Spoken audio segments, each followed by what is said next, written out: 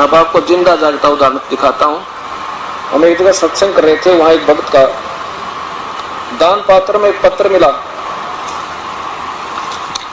उसने क्या बताया,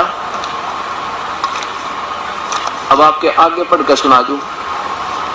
अब जब तक हमें परम संत नहीं मिलेंगे तब तक हम अपनी अपनी अटकलों में अटके रहेंगे।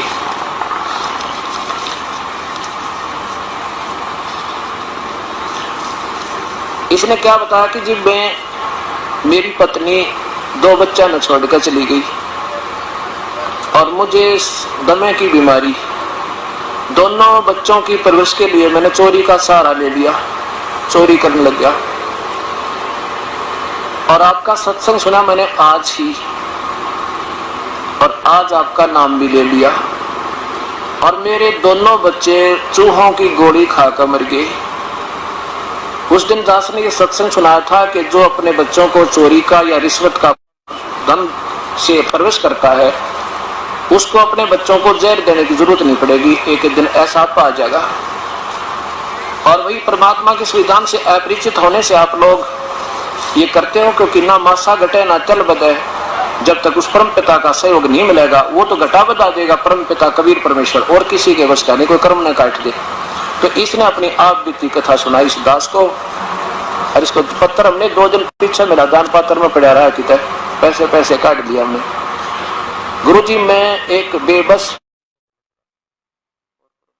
लाचार हूँ, मेरी पत्नी 2 बच्चों को छोड़कर किसी दूसरे आदमी के साथ चली गई। मैं सांस की बीमारी का मरीज हूँ, मेरे पास कमाने का कोई साधन नहीं था, इसलिए बच्चों के पालने के लिए मैंने चोरी करना शुरू कर दिया। उस दिन भी मैं चोरी करके आया था, लेकिन मैंने आपका सत्संग सुना तो अपने आप से नफरत हो गई। जो कुछ मैंने चोरी किया था वह पैसे दान पात्र में डाल दिया। यह इसलिए कि मेरे पाप की कमाई से बच्चों का जीवन बनाना चाहा, लेकिन मैं दोनों बच्चों ने चूहों वाली दवाई खाकर, दोनों बच्चे चूहों वाली दवाई खाकर मर गए। अब गुरुजी मैंने इतने पाप किए शायद 7 जन्म भी नहीं धुल सकते, ये परमात्मा सकते। कल मैंने आपसे उपदेश भी ले लिया, आप कृपा करें तो शायद मेरे पाप कम हो सकते हैं। सत्संग में आप सच कहते हो कि कर्म पूरे गुरु के बिना नहीं कट सकता। मैंने 8 साल से आसाराम बापू का मंत्र ले रखा था, लेकिन पाप कटने की बजाय बढ़ते ही चले गए। गुरु दया करन मुझ पापी पर भी। प्रणाम गुरुजी, एक दुखी जीव का पत्र।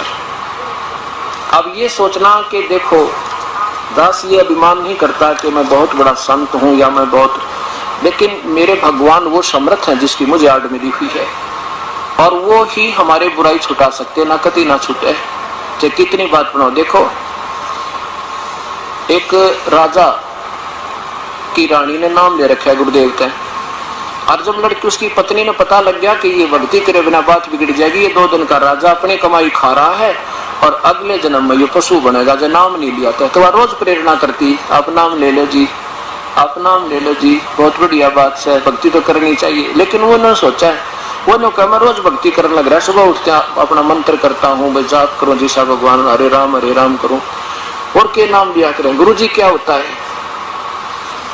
अब वो कहने लगे जी गुरु जी बिना बात बना नहीं करती, गुरु बिन माला फेरते, गुरु बिन देव दान, गुरु बिन दोनों निष्पन्न चाहे पूछो वेद प्राण, गुरु जी ऐसे बताते हैं। तो वो सोचता ये औरत है ना, ये ऐसे सीधे से दिमाग की होती है, बहु को बहका दे, उससे भी बात नहीं, तो डरने के लिए उपचुप हो जा घर में, और बका रखी होगी बेवकूफ गुरु ने, मैं कभी जाऊंगा इसकी आंखें आगे उसके हाथ को आ दूंगा, भाई क्या जरूरत है गुरु बनाने की, अपने घर में भक्ति कर ले। जब उसने काफी कहा तो एक दिन कहने लगा मैं चलूंगा तो आपके गुरुदेव से मैं बात करूंगा, तो मेरी शंका का समाधान कर देंगे तो मैं नाम ले लूंगा। अच्छा जी चलिए का, पर बोलिए ढंगते वहां पर गुरु जी का आगे उल्ट सुल्ट मत बोलिए, अपना मैं ठीक बोलूंगा। अब राजा जी आगे, रानी ने कहा गुरुदेव आज तो ये भगत जी भी आगे हैं और आपसे 2 बात करेंगे फिर नाम लेंगे। अच्छा बेटी कोई बात ना, चाहे 100 बात कर लो, नाम ले लो किसी प्रकार। राजा कहने लगा, महाराज जी एक बात बता, आप क्यों गुमराह क्या करते हो इन बूढ़ी आत्माओं को? क्या नाम गुरु के बिना नहीं लिया जाता? क्या गुरु बनाना ज्यादा जरूरी है? भक्ति तो घर भी कर सकते हैं हम, वैसे भी तो राम का नाम ले सकते हैं, भगवान का याद कर सकते हैं। अब गुरु जी ने सोचा आज तो ये कति नाराज होकर है, और जब मैं इसको समझाना चाहूंगा कति उल्टा पड़ेगा, मानने को नहीं। फिर राजा भाई ना तो ये सुना नहीं करते राजा लोग।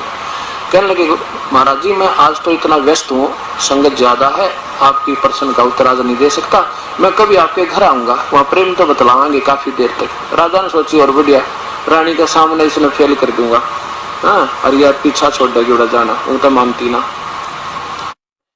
गुरुजी ने समय नियत कर दिया जी उस दिन आऊंगा मैं, चले गए। अब रानी ने सब मंत्रियों से कह दिया मेरे गुरुजी आओ तो आदर के साथ अंदर ले आना। अच्छा जी।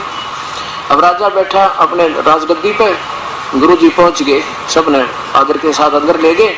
अब वहां पहुंच कर ऋषि ने कहा संत जी ने, वहां खड़े थे बॉडीगार्ड राजा के, उनसे कहा कि इसको अरेस्ट करो। राजा की तरफ संकेत करता है, उनको आदेश देता है कि इसको अरेस्ट करो। किसको? राजा की तरफ संकेत करता है। अब 2-3 बार कहा तो राजा उसके मुंह का नहीं देखा कि वह सब बेवकूफ संत है, मुझे अरेस्ट कराओ। तब राजा ने बोला कि इसका दिमाग खराब हो गया, दिखा है। राजा बोला कि अरेस्ट करो इसे। उन सैनिकों से कहने की देरी थी, पूरा वाक्य नहीं हुआ था, इतना ऋषि जी पकड़कर 1 फुट उठा दिया जमीन के ऊपर। इंतजार कर रहे हैं कि आगे क्या कहे, इसमें गढ़े या कि तो जेल में ठोके। इतने में रानी आएगी। रानी कहने लगी, अब क्या कर रहे मेरे गुरुजी के साथ, ऐसी बदतमीजी क्या करते हैं, छोड़ो इनको। अब रानी के कारण तो वह भी ना छोड़े, राजा की इंतजार करे। तो संत जी कहने लगे कि राजन मुझे छुड़वाओ, मैं आपके प्रश्न का उत्तर दे रहा हूँ। कौन से उत्तर प्रश्न का? कि आपने जो प्रश्न किया था, क्या गुरुजी के बिना भक्ति नहीं होती? ये के उत्तर दिया, बदतमीजी कर रहे थे आप मेरे साथ, मेरे सैनिकों को और मेरे से पकड़ अरेस्ट करने के आदेश दे रहे थे, कि यही तो उत्तर दे रहा था आपके प्रश्न का, मुझे छुड़वाओ। उन्होंने कहा छोड़ दो, कंते छोड़ दिया। अब राजा ने क्या, संत ने क्या बताया कि देखो राजन, आपके पास सब शक्ति है और मेरे पास आपके राज वाली सब शक्ति नहीं, मैं उस परम पिता की शक्ति से युक्त हूँ, मेरे पास उस भगवान की शक्ति दी हुई है और आपको केवल राज की शक्ति है।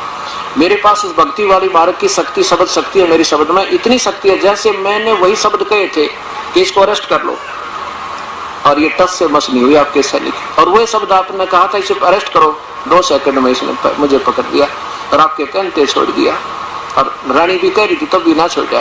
तो आपके शब्द में शक्ति है, मेरी शब्द में, जो मेरे शब्द में शक्ति है, और मैं जो मंत्र दूंगा तुरंत काम करेगा। आपसे 100 बार कह लेना, किसी को चाहे नाम भी दे देना, ये नो के नो थारे कति काम नहीं करेंगे, दोषी और होगा। राजा चरणों में गिर गया। कहते हैं समझदार को संकेत बहुत होता है। तो ऐसे परमपिता परमात्मा की भक्ति प्यारी आत्माओं ऐसे बनेगी तो वो धर्मदास प्यारी आत्मा प्रभु के चरणों में गिर गए और भूल गया उस पुराने अधूरे गुरु ने और ले लिया नाम समर्थ का, उसका बेड़ा पार हुआ। बोलो सतगुरुदेव की जय।